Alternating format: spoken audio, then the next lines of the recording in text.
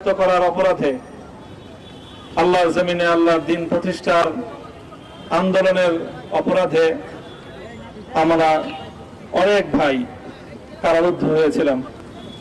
পর্যায়ক্রমে সকলেই আলহামদুলিল্লাহ জিন্দানখানার লৌহ প্রাচীর ভেদ করে মুক্ত জীবনে ফিরে এসেছেন।